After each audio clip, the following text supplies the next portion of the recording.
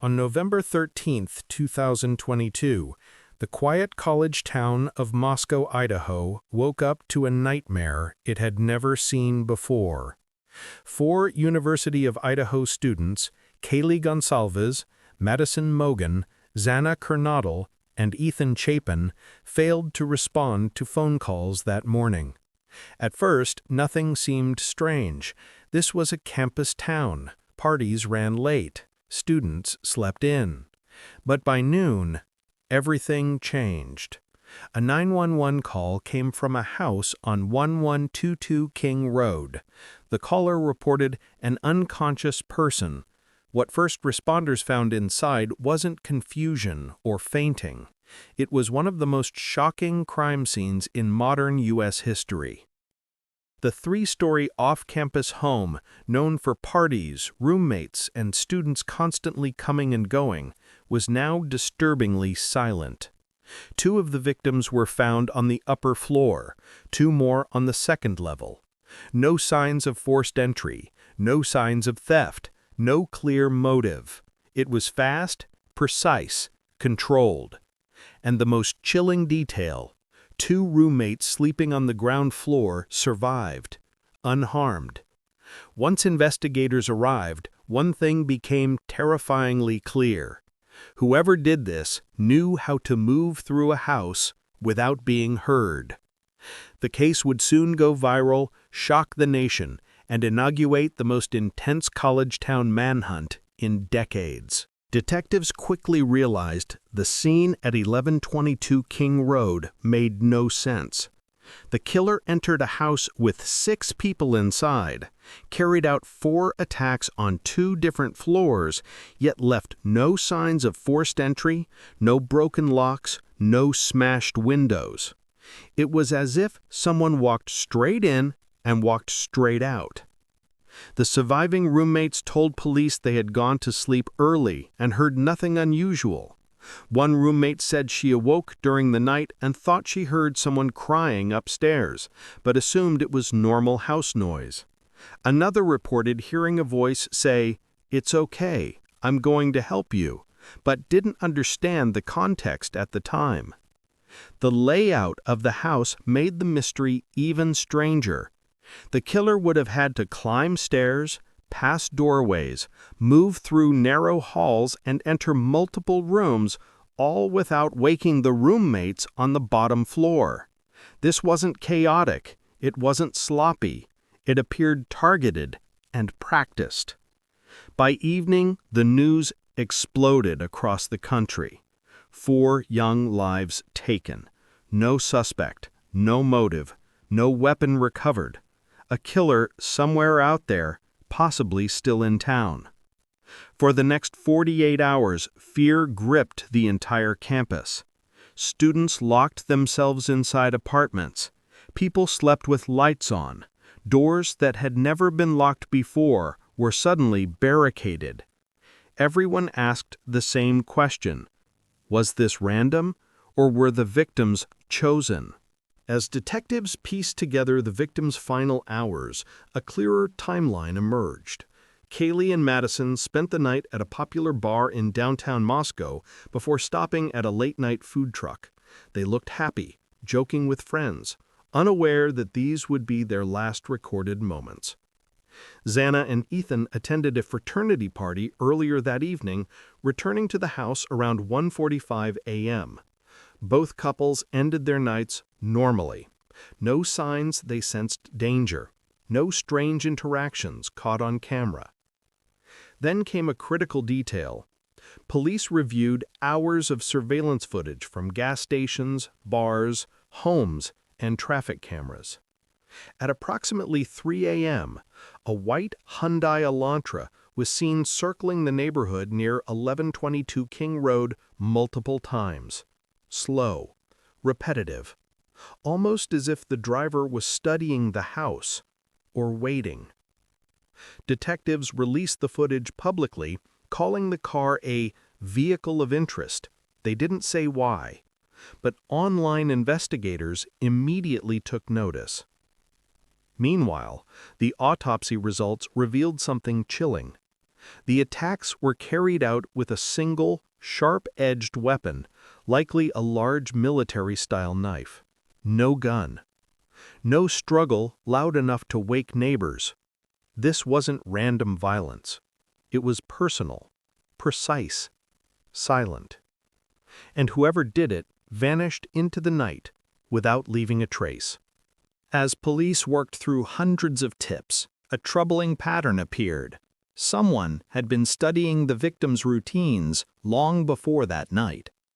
Social media posts, daily schedules, routes to class, photos from parties. The house at 1122 King Road wasn't just a student home, it was a known hangout spot, often filled with people coming and going. Anyone watching closely would know exactly who lived there and when they'd be home. Detectives believed the killer spent time observing the house from outside. The wooded hill behind the property offered a perfect vantage point. Then investigators uncovered a crucial witness statement from a neighbor. Around 4 a.m., they heard what sounded like a scream or a sharp, startled cry. It lasted less than a second. After that, silence. The killer didn't hesitate, didn't stumble, didn't panic. He moved like someone who already had a plan. The white Hyundai Elantra now became the center of the investigation. Police traced every car of that model within a multi-state radius.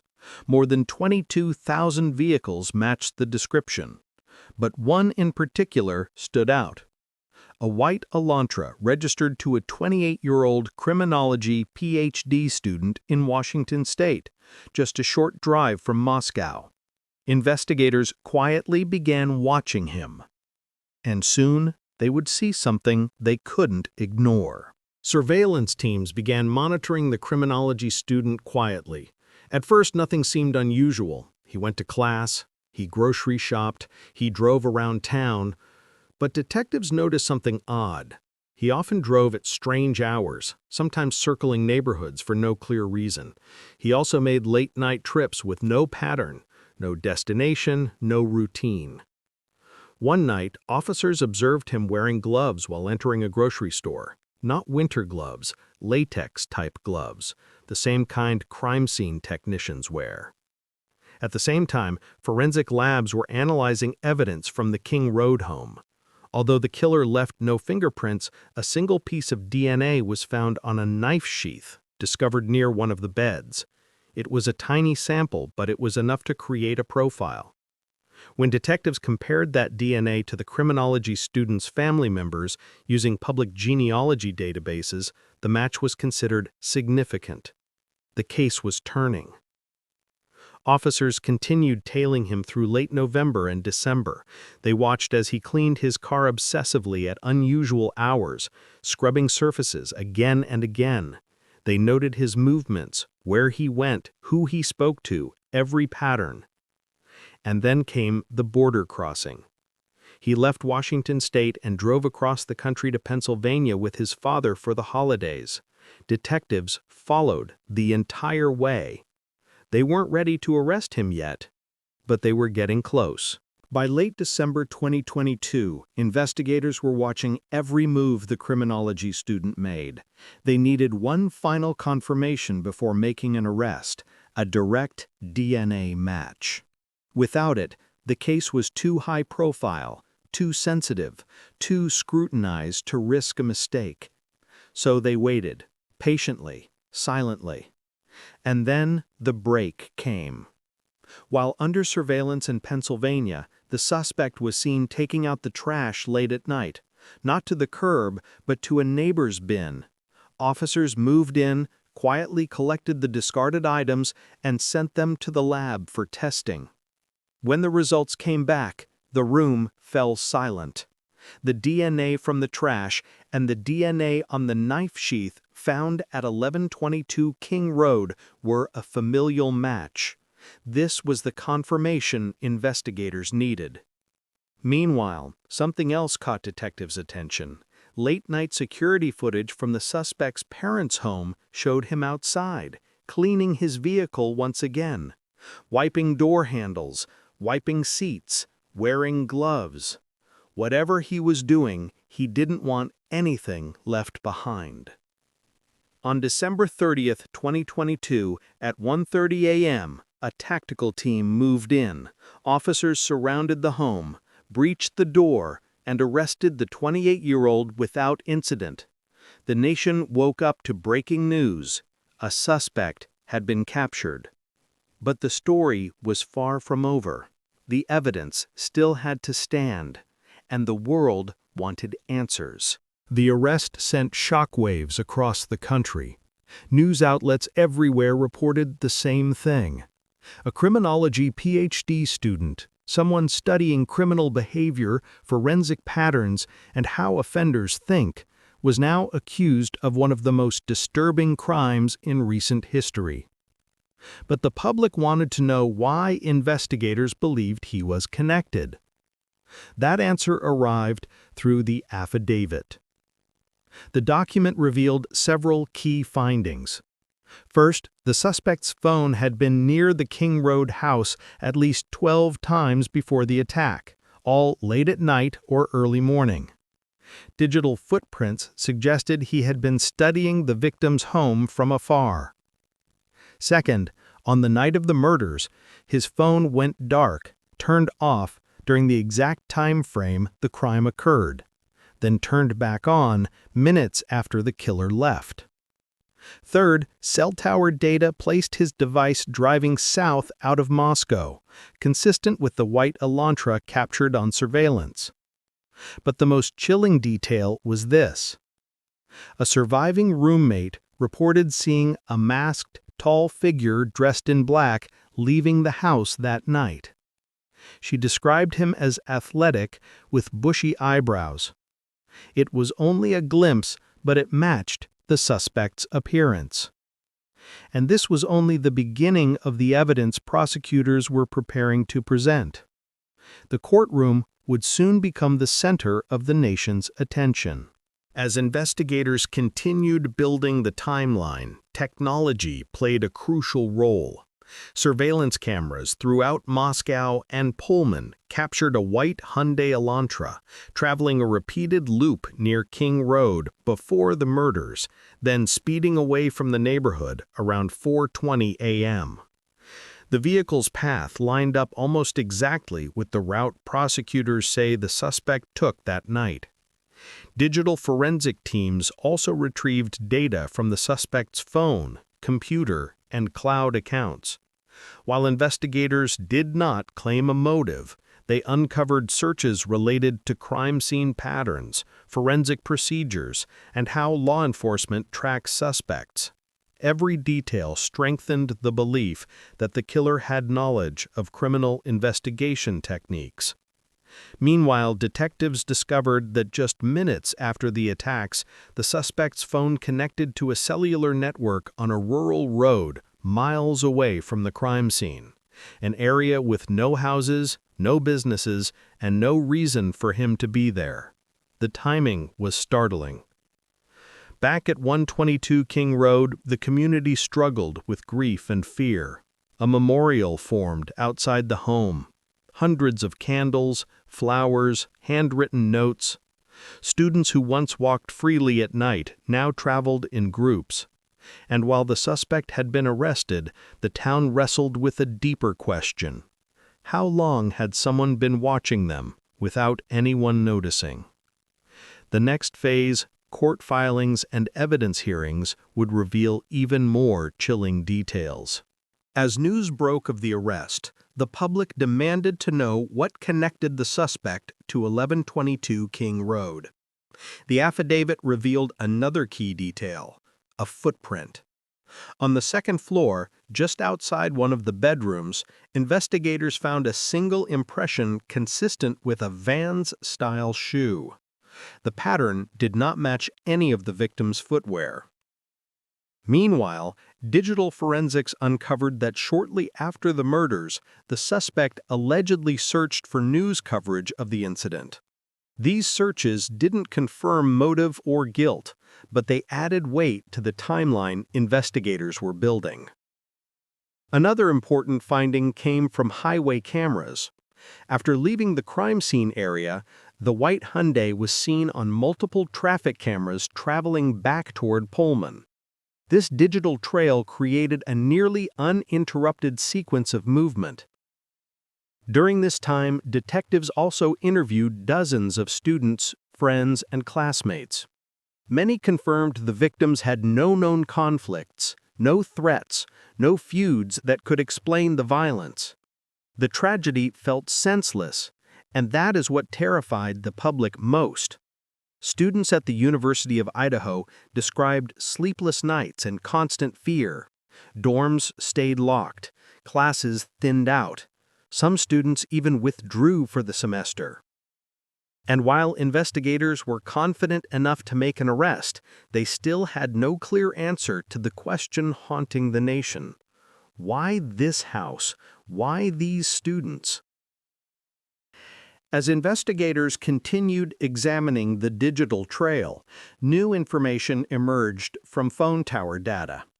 The suspect's phone had returned to the vicinity of the King Road house just hours after the incident, around 9 a.m. Whether this was coincidence, curiosity, or something else entirely wasn't stated, but the timing raised alarms among analysts reviewing the timeline. Meanwhile, the surviving roommates' statements were carefully reviewed. One roommate recalled opening her bedroom door during the night after hearing what sounded like someone walking through the house. She described seeing a tall figure dressed in dark clothing, wearing a mask, moving toward the exit. Frozen in fear, she stayed inside her room and locked the door. Her account became one of the most significant eyewitness details in the investigation. Forensics teams also searched the suspect's apartment and university office. They collected textiles, hairs, and digital devices. Public documents did not reveal the full list of what was recovered, but it was clear investigators were building a broader picture. The community watched anxiously as evidence hearings came and went.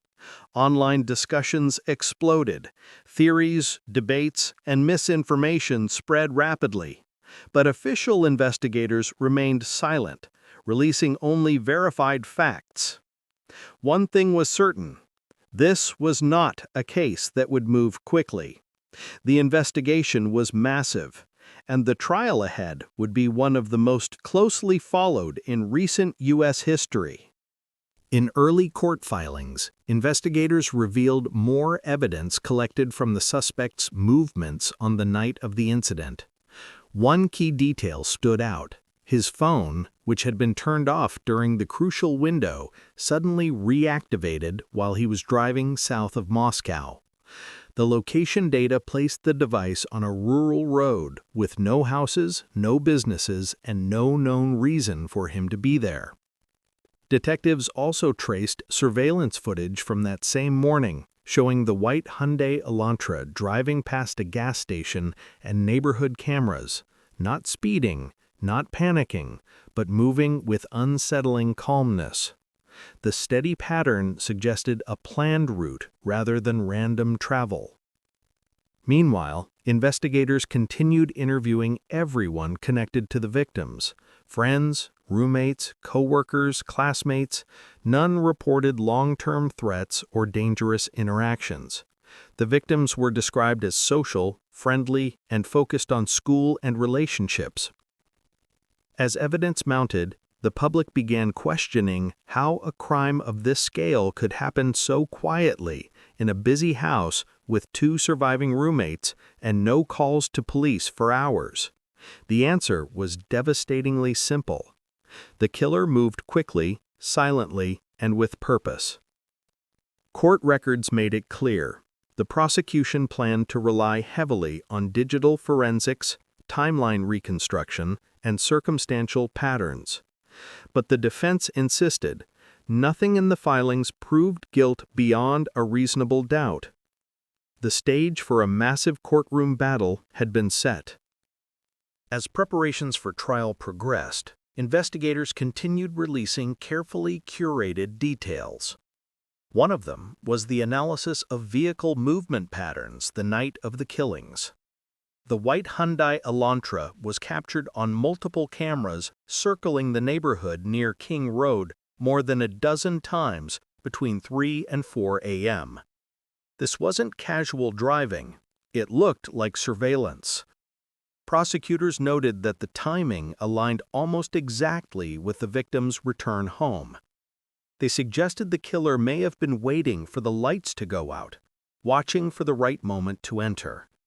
But the filings stopped short of stating motive or intent, leaving those conclusions to the future court proceedings. Inside the courtroom, chilling descriptions from the affidavit were read aloud. The crime appeared to have occurred in less than 20 minutes, with no forced entry and no loud disturbances reported by neighbors. To many observers, the timeline felt almost impossible. The defense argued aggressively, challenging the interpretation of digital data, questioning the reliability of cell tower triangulation, and emphasizing that presence near a location does not prove involvement. They argued the state was building a case based on coincidences and assumptions. Prosecutors countered that this was not coincidence, it was a pattern backed by movement, silence, and timing. Still, neither side revealed everything they had. The real confrontation would unfold in court. Behind the scenes, investigators were still building a deeper psychological timeline. They analyzed the suspect's academic background, noting his interest in criminology, offender behavior, and forensic analysis. Public documents did not claim this as evidence of guilt, but it raised questions. Had someone with this knowledge studied how to avoid detection? Or was it simply an extraordinary coincidence? Meanwhile, additional digital clues surfaced. Data from the suspect's phone suggested he had traveled near the victim's home late at night in the months before the crime. 12 separate visits were recorded, usually between midnight and 3 a.m. Prosecutors didn't label these visits as surveillance, but the timing was difficult to ignore. The community became even more unsettled when it was revealed that the house at 1122 King Road had been a popular gathering spot, visible on social media and easily identifiable from outside. Anyone monitoring online posts would know who lived there and when they were home. The victims' families continued to speak publicly, demanding answers and clarity, but also urging the public to respect the process. They emphasized that the students lived happy, vibrant lives filled with friendships, routines, and dreams. Their loved ones were not defined by tragedy. As the case headed toward its first major court hearings, both prosecution and defense filed motions that hinted at a long, complicated legal battle. The world watched, waiting for the next revelation. As the legal process moved forward, investigators revealed another piece of the digital puzzle. Phone records showed the suspect's device returning to the crime scene area the morning after the killings. Around 9 a.m., just hours after the incident, the phone connected to a nearby tower.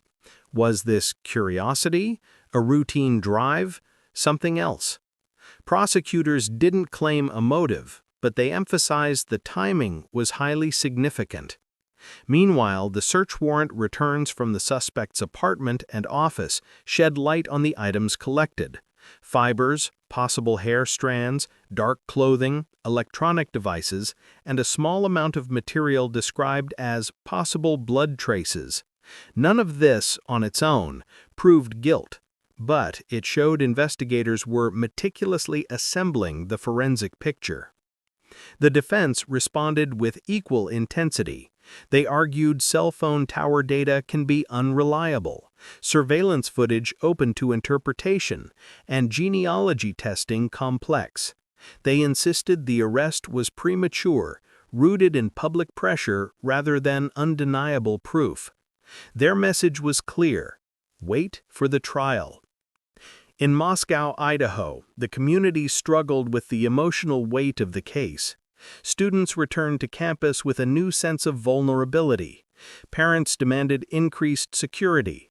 The once bustling college town felt changed, quieter, more cautious, forever marked by what had happened. Despite an arrest, the case was far from resolved, and the most intense courtroom battles were yet to come. As court dates approached, the prosecution began outlining their strategy.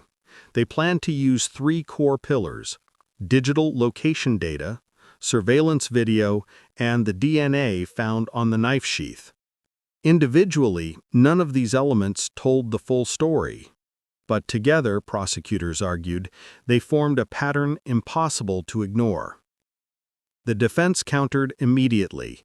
They argued the DNA sample was extremely small, that the sheath could have been contaminated, and that genealogical tracing wasn't direct proof of who touched the object. They questioned the accuracy of nighttime surveillance video and insisted that cell phone movement data is far too broad to pinpoint exact locations. Their message remained constant: circumstantial is not conclusive. Court filings also revealed another detail. Police noted that the suspect had applied for an internship with a local law enforcement agency months earlier, expressing interest in assisting with criminal investigations and, quote, public safety research. Some found this chilling. Others saw it as unrelated career interest. Nothing was proven either way. Meanwhile, the victims' families sat through hearing after hearing details no parent should ever have to face. They remained united, speaking of Kaylee, Madison, Xana, and Ethan not as victims, but as vibrant, beloved children with futures that were stolen. The emotional weight in the courtroom was overwhelming. And as each side sharpened their arguments, one thing became clear: this case would not be simple. In the months following the arrest, investigators continued releasing fragments of information that shaped the public's understanding of the case. One detail that drew significant attention was the suspect's driving pattern captured the night of the crime.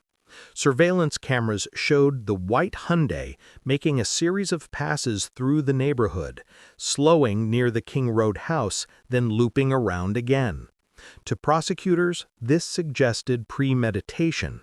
To the defense, it was simply driving at night.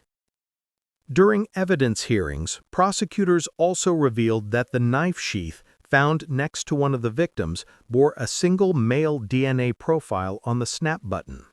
According to filings, investigative genealogy linked that DNA to a family line associated with the suspect. The defense pushed back strongly, arguing that the methodology of genealogical tracing is still debated, and that such evidence must be interpreted with extreme caution. Meanwhile, the broader digital footprint became even more important. Data showed the suspect's phone had gone inactive precisely during the time frame when the attacks occurred. Afterward, it reactivated miles away on a rural road, an area with no reason for an ordinary late-night stop. Prosecutors called the timing highly consistent with the movements of the white Hyundai. The defense argued the conclusions were speculative. Both sides were setting the stage for a courtroom battle, unlike anything the small town of Moscow had ever seen. As the case grew larger, both sides filed new motions, revealing more of the investigation's depth. Prosecutors disclosed that phone data placed the suspect near the King Road house on at least a dozen occasions before the attacks. These visits occurred late at night or early morning, times when students slept and streets were quiet. Investigators did not claim these visits proved intent, but the timing raised serious questions. Data analysts also reviewed the suspect's internet activity. Public filings did not show searches proving motive, but they did mention academic research topics related to criminal behavior and offender patterns. The prosecution pointed to this as context, not as direct evidence. The defense insisted it meant nothing. The victims' families continued pushing for transparency. They wanted answers, clarity, and justice. But above all, they wanted their children remembered for who they were: bright, loving, compassionate students whose lives were intertwined by friendship. Community members held vigils. 4 names echoed across candlelit gatherings: Kaylee, Madison, Xana, Ethan. Through the fog of legal motions and digital trails, one detail haunted everyone following the case. The house had been full of life just hours before the tragedy. Music played, friends laughed, people came and went. And yet someone managed to enter that home, carry out 4 killings, and escape without waking the entire house. The unanswered questions only grew heavier as the preliminary hearings approached. As the preliminary hearings drew closer, the courtroom became the center of nationwide attention. Reporters lined up outside, families sat in reserved rows, and every motion filed by either side made headlines. Prosecutors submitted new documents outlining additional pieces of evidence, including forensic analysis from the suspect's apartment and car. The filings mentioned trace materials, fibers, and several items that were still being tested. None were confirmed as directly connected to the victims, but investigators believed the results could become significant later in the trial. Meanwhile, the defense increased their challenges. They filed motions questioning the validity of cell tower mapping, the interpretation of surveillance footage, and the reliability of the genealogical DNA tracing. They argued the investigation had been conducted under immense public pressure, suggesting that detectives may have connected dots too quickly. Their stance remained firm.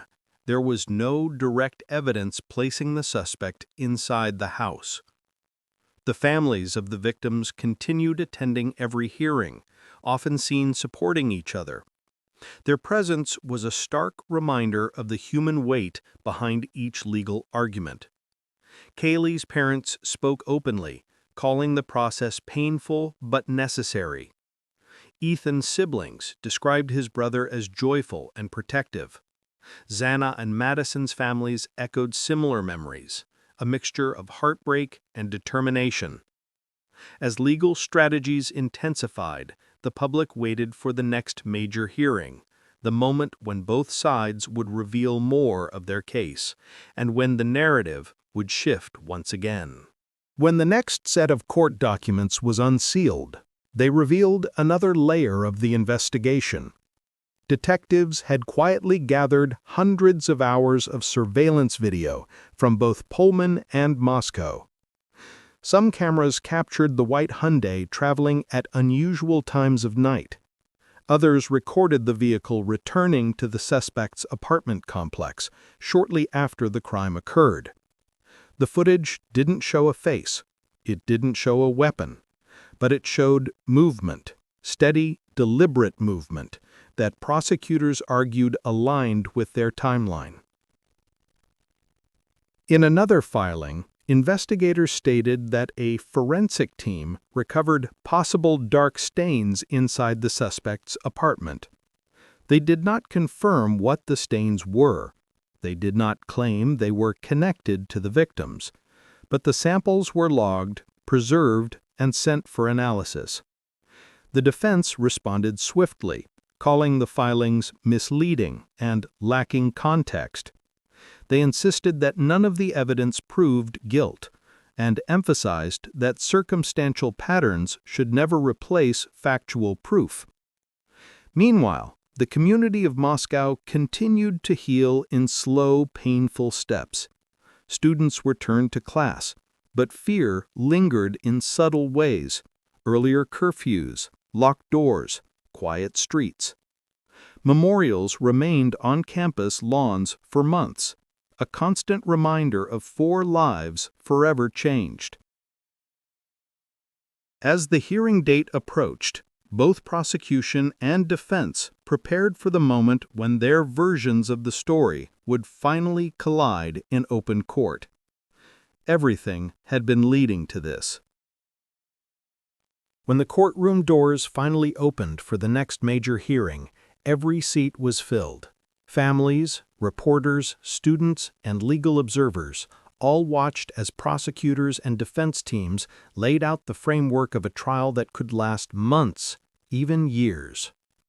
Prosecutors emphasized their core evidence: the DNA found on the knife sheath, the movements of the white Hyundai Elantra, the phone data, the late-night driving loops, and the timeline reconstructed from digital footprints. They argued the patterns were too precise, too aligned, and too unlikely to be coincidence. But the defense fired back with equal force. They challenged every interpretation, calling the state's case a puzzle built from assumptions. They reminded the courtroom and the public that there was no video of the crime, no confession, no murder weapon recovered, and no eyewitness who could identify the suspect's face. Their message was clear: suspicion is not proof.